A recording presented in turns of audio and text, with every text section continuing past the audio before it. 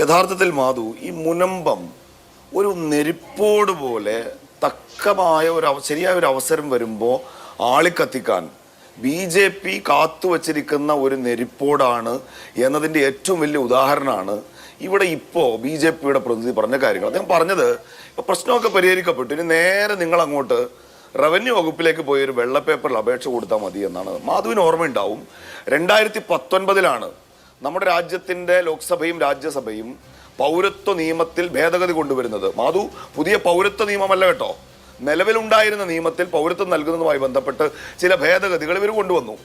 എന്നാൽ അതനുസരിച്ച് നമ്മുടെ രാജ്യത്ത് മാധു എപ്പോഴാണ് ആദ്യം പൗരത്വം നൽകിയത്? 2024 മെയ് മാസം 15-ാം തീയതി. എന്ന് വെച്ചാൽ ഈ നിയമം പാസ്സാക്കി 5 വർഷം കഴിഞ്ഞിട്ടാണ് ആദ്യമായി പാകിസ്ഥാനിൽ നിന്നുള്ള ഒരാൾക്ക് നമ്മൾ പൗരത്വം കൊടുക്കുന്നത്. ഈ 5 വർഷം കാത്തിരുന്നത് അപേക്ഷകരില്ലാത്തതുകൊണ്ടല്ല, ഈ നിയമത്തിന്റെ ചട്ടങ്ങൾ രൂപീകരിക്കണമായിരുന്നു. ഇവർ രാഷ്ട്രപതി ഒപ്പുവെച്ചാൽ നാളെ ഈ പറഞ്ഞ ഒരു ഭേദഗതിയും നടപ്പാക്കാൻ കഴിയില്ല.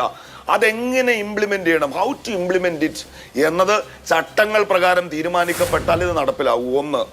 രണ്ടാമത്തേത്, ഈ ഉടനടി പരിഹരിക്കുമെന്ന് പറയുമ്പോൾ റെട്രോസ്പെക്റ്റീവ് എഫക്ട്. BJP പ്രതിനിധി പറയുന്ന ഒരു സെക്ഷൻ, ഞാനത് പറയാം, സെക്ഷൻ 2 ആണ് ഇവർ, സെക്ഷൻ 2A മറ്റാണ്. അതായത് അതിൽ പറയുന്നത് നോട്ട് വിസ്റ്റാൻഡിംഗ് എന്നൊക്കെ പറഞ്ഞിട്ട് അതിങ്ങനെ തുടങ്ങിയിട്ട് അവസാനം പറയുന്നത് മുസ്ലിമായ ഒരാൾ ഒരു പബ്ലിക് ട്രസ്റ്റിന് ഈ വഖഫിന്റെ സമാനമായ ചാരിറ്റിക്ക് വേണ്ടി ഡെഡിക്കേറ്റ് ചെയ്താൽ അത് ഈ ആക്ടിന്റെ താഴെ വരില്ല എന്ന് വായിക്കുന്നുണ്ട്. ഇതാണ് ഇവർ മുനമ്പമായി കൂട്ടിച്ചേർത്തിട്ട് നാളെ രാവിലെ തന്നെ വിഷയം പരിഹരിക്കപ്പെട്ടു എന്ന്. മാധു, മുനമ്പം നമ്മൾ യഥാർത്ഥത്തിൽ കൃത്യമായി മനസ്സിലാക്കി പോകണം. ഈ ആക്ട്, ഈ ഭേദഗതി അനുസരിച്ച് വഖഫ് ബോർഡിന്റെ സ്റ്റാറ്റസ് അല്ല, സ്റ്റാറ്റസ് ഓഫ് ദ റെസിപ്റ്റന്റ് അല്ല, ആ ഡെഡിക്കേഷന്റെ സ്റ്റാറ്റസ് ആണ്. ഡെഡിക്കേഷൻ അനുസരിച്ച് അത് വഖഫാണോ അതല്ല ഫറൂഖ് കോളേജിനുള്ള ഗിഫ്റ്റ് ഡീഡാണോ?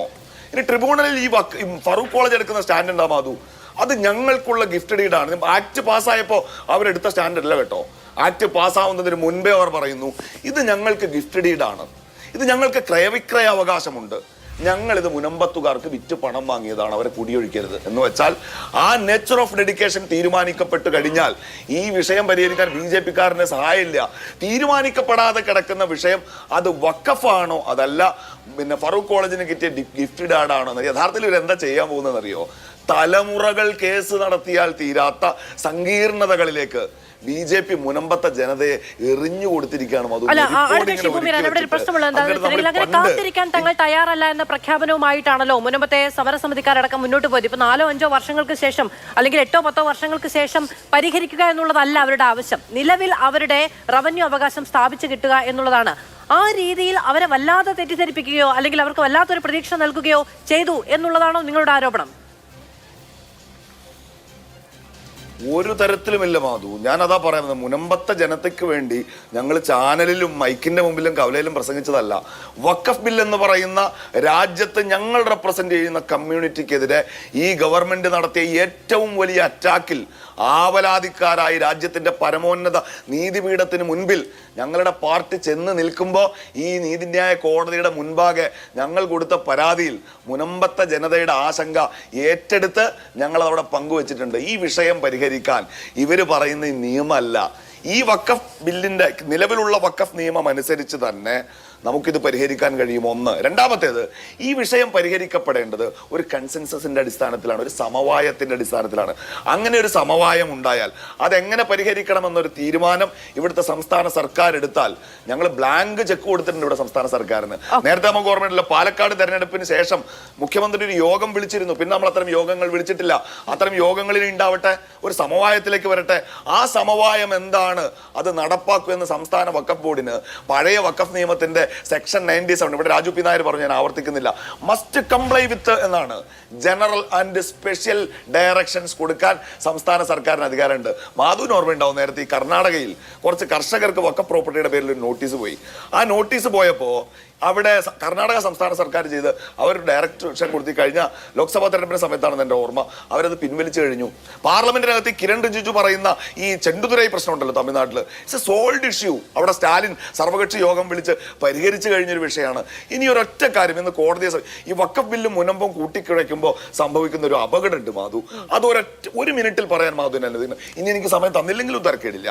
ഞങ്ങൾ കോടതിയിൽ പോകുമ്പോൾ ഈ വഖഫ് ബില്ല് പാസ്സായാൽ ഞങ്ങളുടെ പ്രശ്നം പരിഹരിക്കും പരിഹരിക്കപ്പെടുമെന്ന് പറയുമ്പോൾ പിന്നെ ലീഗ് എന്തിനാണ് കോടതിയിൽ പോകുന്നത്, കോൺഗ്രസ് എന്തിനാണ് കോടതിയിൽ പോകുന്നത് എന്നൊരു ചോദ്യമുണ്ട്. ഞാനൊരു ഒറ്റ കാര്യം പറയാം മാധു, ഇതിനകത്ത് ഇപ്പോൾ ഒരു കൊണ്ടുവന്നിട്ടുള്ള ഒരു ഭേദഗതി, ഒരു വഖഫ് property if a question arises അത് ഗവൺമെന്റ് പ്രോപ്പർട്ടി ആണ് എന്ന് പറഞ്ഞാൽ ആ നിമിഷം അത് ഗവൺമെന്റ് പ്രോപ്പർട്ടി അല്ലാതാവും. കളക്ടർക്ക് മേലെയുള്ള ഒരു ഉദ്യോഗസ്ഥൻ അന്വേഷിച്ച് പറയുന്നവരെ ഗവൺമെന്റ് പ്രോപ്പർട്ടി അല്ല, അത് ഖബർസ്ഥാൻ ഉണ്ടാവും മാധു, പള്ളി ഉണ്ടാവും മാധു, മറ്റ് ചാരിറ്റി സ്ഥാപനങ്ങൾ ഉണ്ടാവും. ഉത്തർപ്രദേശിലൊരു ഖബർസ്ഥാൻ ഒരാൾ പരാതി കൊടുത്താൽ അന്ന് മുതൽ അത് അവിടെ അവസാനിക്കാണ്. മാധുവിനറിയ JPC ലക്നൌവിൽ ചെന്നപ്പോൾ UP ഗവൺമെന്റ് പറഞ്ഞത് ഇവിടുത്തെ 78% വഖഫ് പ്രോപ്പർട്ടികൾ ഗവൺമെന്റ് പ്രോപ്പർട്ടി എന്ന മുട്ടിന് UP-യിൽ BJP-ക്കാരെ വെച്ചിട്ട് ഇവർ കേസ് കൊടുത്തിട്ടോ ഇത് മുഴുവൻ ആ നിമിഷം അത് ഖബർസ്ഥാനല്ല പള്ളിയാവട്ടെ അതല്ലാതായി മാറും. അടുത്തൊന്നും കൂടി, 2 പേരെ മാൻഡേറ്ററി അല്ല ഇപ്പോഴത്തെ സ്ട്രക്ചർ. എനിക്ക് സമയമില്ലാത്തതുകൊണ്ട് ഞാൻ വിശദീകരിക്കുന്നില്ല, തർക്കം ഉന്നയിച്ചാൽ ഞാൻ വിശദീകരിക്കാം. 11 നോൺ മുസ്ലിംസും 10 മുസ്ലിംസുമായി പോകുന്ന രൂപത്തിൽ, എന്ന് വെച്ചാൽ ഇന്ത്യ മഹാരാജ്യത്തിന്റെ വഖഫ് ബോർഡിൽ പോലും ഈ സമുദായം ന്യൂനപക്ഷമായി പോകുന്ന തരത്തിലാണ് ഇവർ ഈ നിയമം നിർമ്മിച്ചത് എന്നതുകൊണ്ടാണ്. എറുമ്പിനെ പോലെ ഇതൊരു ലാൻഡ് ഗ്രാബിംഗ് ഒന്നും അല്ല വഖഫ്. പാർലമെന്റിൽ കഴിഞ്ഞ വർഷം കിരൺ റിജിജു കൊടുത്ത മറുപടി ഉണ്ട്, 58,000 വഖഫ് പ്രോപ്പർട്ടികൾ ഇന്ത്യയിൽ എൻക്രോച്ച്മെന്റ് ഭീഷണിയിലാണ്. 6,500 പ്രോപ്പർട്ടികൾ പിന്നെ എൻക്രോച്ച് ചെയ്യപ്പെട്ട് കഴിഞ്ഞു. 4,35,000 പ്രോപ്പർട്ടികൾ അൺനോൺ ആണ്, അത് എവിടെയാണെന്ന് അറിയില്ല. ഒരു ഭാഗത്ത് എറുമ്പ് കൂട്ടി വെക്കുന്നത് പോലെ ഒരു സമുദായത്തിന്റെ പൂർവികന്മാർ കൂട്ടിവെച്ച ആർട്ടിക്കിൾ 26 അനുസരിച്ച് അവരുടെ ഫണ്ടമെന്റൽ റൈറ്റിന്റെ ഭാഗമായ അവരുടെ പ്രോപ്പർട്ടി ഉണ്ട്. അത് തട്ടിയെടുക്കാൻ BJP നടത്തുന്ന ഗൂഢാലോചനക്കെതിരെയാണ് ഞങ്ങൾ ഇന്ന് സുപ്രീം കോടതിയെ സമീപിച്ചിട്ടുള്ളത്. ആ നിമിഷവും ഈ ആവലാതിക്ക് നടുവിലും മുനമ്പത്തെ കുടുംബങ്ങളുടെ ആശങ്ക മറ്റാരെക്കാളും നന്മ ഞങ്ങൾ നെഞ്ചേറ്റുണ്ട്. മുനമ്പത്തെ വിഷയം തീരരുത് എന്ന് നിഗൂഢമായി അതിന്റെ വിവേചനാധികാരമുള്ള ഒരു ഡിസൈഡിംഗ് ഏജൻസി എങ്കിൽ അതിപ്പോൾ ജില്ലാ കളക്ടർ മാത്രമാകുമ്പോൾ അവിടേക്ക് അധികാരത്തിന്റെ ഇടപെടൽ ഉണ്ടാകുമെന്ന ആശങ്ക കൂടി പങ്കുവെക്കപ്പെടുകയും ആണ്.